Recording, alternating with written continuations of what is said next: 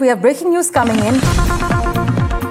Well, in an unprecedented escalation, it seems the iconic media house Pratham Alo has been set ablaze in Dhaka.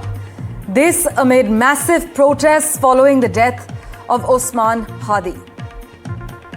He is the radical voice of the Inquilab Mancha. Streets have descended into chaos. These are visuals coming in of the office of Pratham Alo that was set on fire.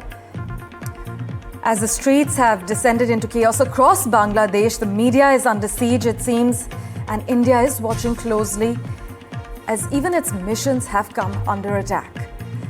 My colleague Aditya Raj Kaul is also with us, tracking all the final latest developments. Aditya, there was stone pelting outside India's mission, we're hearing, even at the Assistant High Commissioner's residence. Was this a targeted protest or was it collateral anger? What do we know so far? Parmeshwar, till now is that this has been brewing for quite some time, but certainly Mohammad Yunus is not under control.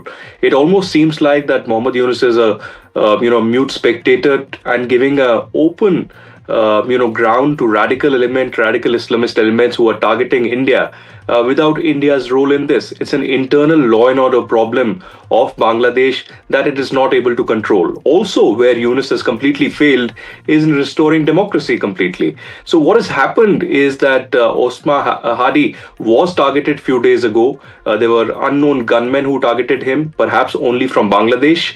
And since then, there hasn't been any action by the local law enforcement or the interim government of Bangladesh. And yesterday, unfortunately, when he died in Singapore, there were efforts made to save him. There's a statement that has been issued by Singapore's foreign ministry as well on the repatriation of the body. Immediately, there were spontaneous protests that happened in Dhaka and several other cities of Bangladesh.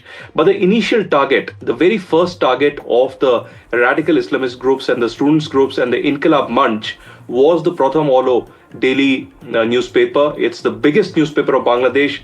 Their building was set afire. Their computers, their equipment were completely set afire and ransacked.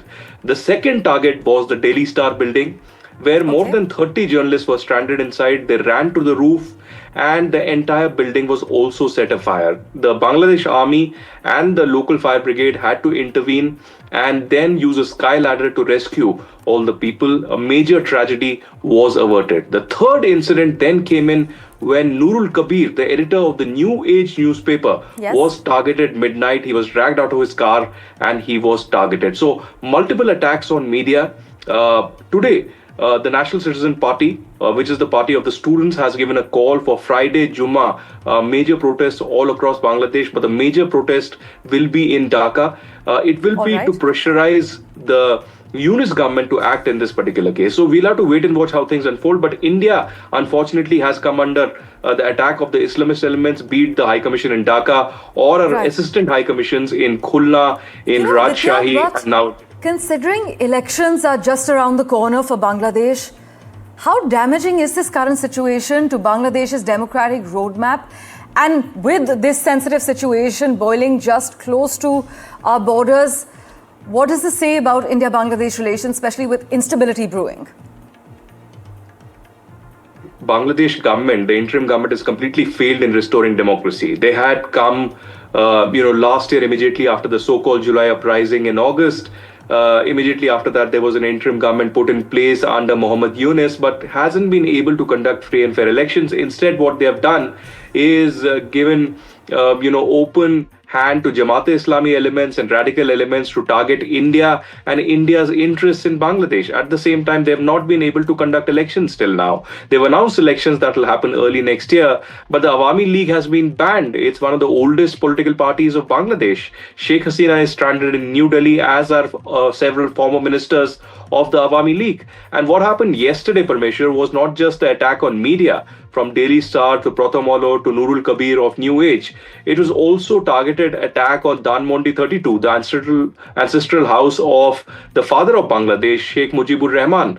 And this building has been targeted for the third time. Yesterday also, bulldozers were brought in other equipment was brought in to completely storm the building and set it afire.